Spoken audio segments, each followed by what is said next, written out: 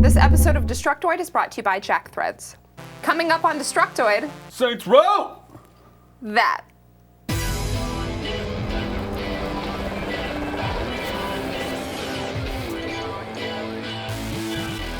Welcome to Destructoid. I'm Tara Long. And I'm Max Scoville. Here we are again. And we've got another exciting review for you guys today. We did our Skyrim thing yesterday. Hopefully you guys enjoyed that. And today we've got Saints Row the Third. Here we are. Indeed. We're even drinking some Saints Flow right now, Saints which Flow. the Volition guys sent us. Yeah. It has precisely 112 calories, according to the label. It says you shouldn't drink more than 3 per day if you're pregnant. Oh, shit.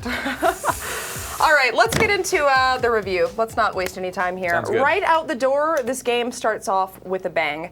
The opening scene, which, don't worry, I'm not going to spoil for you, draws you in immediately and serves as a pretty good precursor to the inane amount of ridiculous action in the game. It's also where you notice just how clever the writing is, something that manages to actually keep your attention throughout the course of the game. One thing I actually really loved is early on in the game, you're fighting some guys, and one character says, "How long till we can get out of here? How long till it rides here?" And another one says, I don't know, probably like 2 waves of SWAT guys. Sounds about right. and it's like, this game knows what it's doing. It Yeah. knows it's a video game, and I love that. It's so. genuinely funny, it is. And once you get through the opening scene, you're pretty much dropped into Steelport, and your goal is to basically take over the city. So once you get stocked up on weapons, which is a mission in and of itself, your job is to go to the rival gang locations and kill them all. You It's just pretty take them out. straightforward, Yeah. you know. Do You've the got your crimes. smartphone that acts as your menu system, giving you GPS directions to anywhere in the city. It also helps you organize your missions. It allows you to purchase upgrades with money.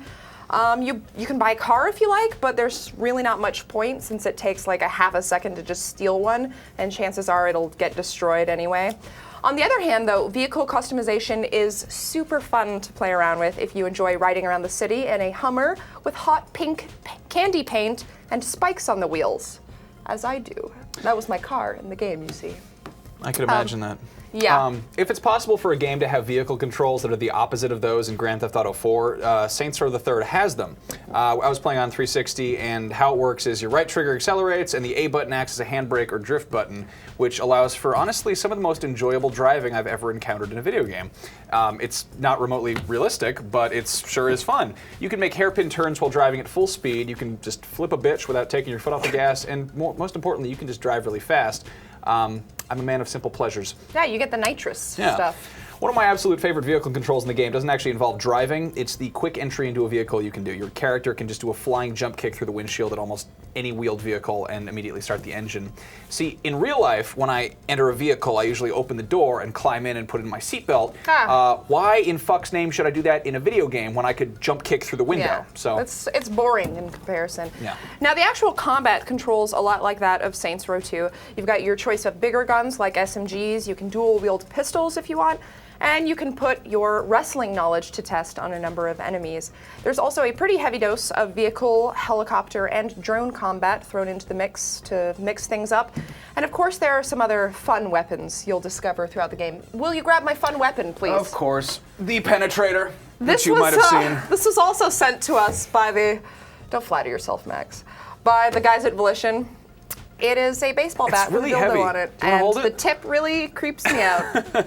Can't the wait tip. to have this made into a GIF later. I'd like to point out that the combat in the game is slightly different. You can you can run very quickly at enemies and just stop Sorry, it. what? You can just tackle them. You'll do wrestling moves to tackle them. It's great. It's very straightforward. If you hold down the attack button and sprint at them, Yeah. you will leapfrog over them and then punch them in the dick. If you push down on the right stick at any point in the game, you will punch the person in the Yeah. junk. There is a button for junk punching in this game. And if you're fighting somebody, it'll have like the buttons there to show you Yeah. like what you can do. So although the beginning of the game comes with its fair share of holy shit moments, I had a lot of those, the pacing does slow down a bit when you progress through the game. If you follow the main storyline closely, then a lot of your time, in the beginning at least, is spent engaging in gigantic gang fights on the streets of Steelport. Although these are really exciting, I did notice that the difficulty doesn't always scale to what point you're at in the game. So some fights will seem incredibly easy, while others are seemingly infinite, with just waves of enemies like continually appearing out of nowhere. The difficulty of that is further potentiated by the fact that some enemies seem to go down with just one bullet, while others can take up to 20 sometimes in order to kill them. It's really kind of a crapshoot, although headshots are a guaranteed kill. Throw some helicopters with snipers into the mix, and it can be pretty difficult to get out alive sometimes. That said, you can exit a mission whenever you like and always come back to it later while you're off exploring the city and causing mayhem. The Horde mode also provides a nice distraction from the main campaign, although you do start to feel bad after a while for those poor innocent hookers. But then they start throwing weirder shit at you. Yeah, so it's okay. Also, I heard that there's different maps, and each map has a different unique, like, it's got 30 different waves of multiplayer enemies, which is, or not multiplayer, but Horde mode. Right. A lot of weird shit comes at you, like giant question marks and stuff like that. So, Saints Row the Third brings back a few activities from the previous games, like insurance fraud, where you throw yourself into traffic for money, and trailblazing, where you ride a flaming ATV through a course, blowing stuff up. There are a few additions, such as Professor Genki's Super Ethical Reality Climax, which is a Japanese game show that's half obstacle course and half shooting gallery. If you've been watching the trailers, you've seen some of these. The way the activities work is they earn respect and money, and they can be used to buy power-ups. They're not required to do the main story as they were in Saints Row 2, which is kind of a different thing.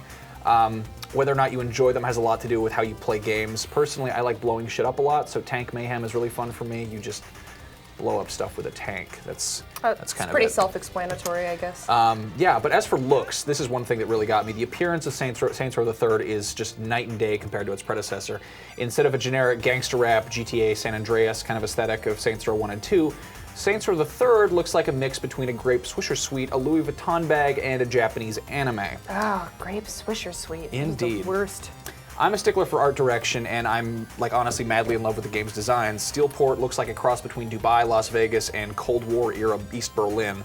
The characters in the game are dressed in some of the most absurd outfits I've seen in a video game outside of Soul Calibur, and they're wearing everything from like purple G-strings and leather pants to glowing blue EL wire and rollerblades.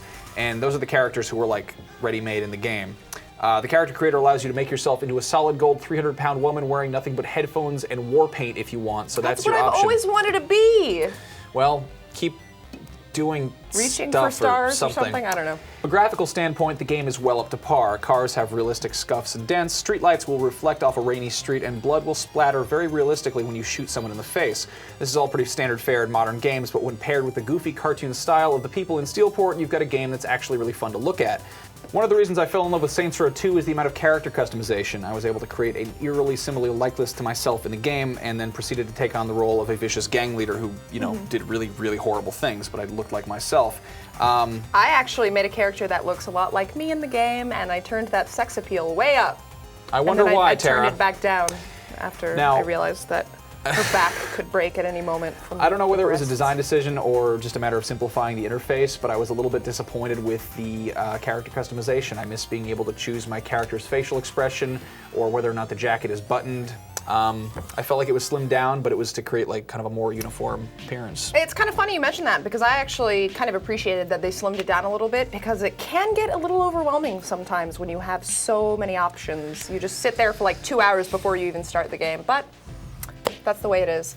Why don't we thank our sponsor and then we'll be back here with our summarizing thoughts. Sounds good. You're watching a review for Saints Row, so obviously you guys aren't above playing dress up.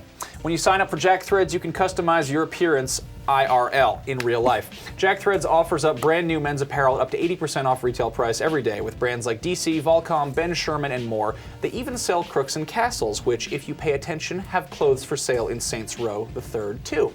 If you're not into clothes, Jack Threads also has shoes, belts, wallets, caps, and sunglasses. They're always getting new stuff in stock, and it's all on sale every day. Now, normally Jack Threads is an invite-only club, and there's a wait list, but since you guys watch our show, you get to cut in line. All you have to do is head over to jackthreads.com/destruct and sign up for free today. And yes, Saints Row fans, they have purple clothes. They also have headphones, so those are not just men only. Women can buy those too, I think. I haven't tried. I don't know.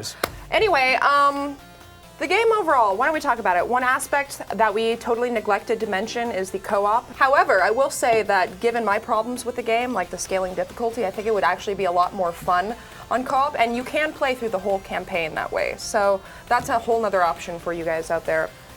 But I will say this right now. I think that Saints Row the Third is definitely a game to play with a friend in the room. Definitely. It's just so outrageous and enjoyable in that regard. It's kind of depressing playing it alone almost. You ever seen a Will Ferrell movie by yourself? Because it's not funny. You gotta Exactly. You gotta have people to laugh at this with you. Exactly. It's difficult at times, and it's definitely not without its technical flaws. But I have a hard time believing that anybody would not have fun playing this game, at the very least. Yeah, personally, one of the best things I can compare Saints Row the Third to is the late Macho Man Randy Savage's rap album. It's not exactly a brilliant masterpiece, but it's hilarious, it's fun, and it's totally worth owning. Parts of it are genuinely badass, and parts of it require a very healthy sense of humor.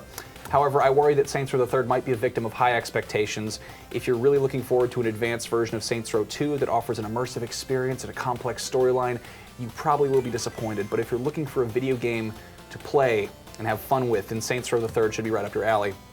What I love most about this game is that it does not try to pretend it's not a video game.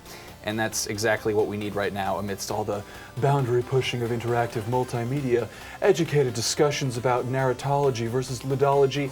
Sometimes I just want to play a video game, and I think that Saints Row the Third very much delivers that. Yeah, it was interesting playing this right after Skyrim, which is such a serious game. Jesus Christ. Yeah, I have Stockholm Syndrome. Yeah. But yeah. So yeah, that's Saints Row the Third. We had a lot of fun playing it. Check it out if you guys want to. Jim Sterling reviewed it.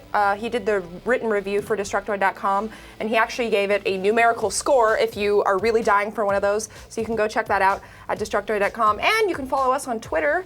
He is Max Scoville, and I am Tara Longest, and together we form The DTOID Show. DTOID Show. We need decoder rings, I think. I know.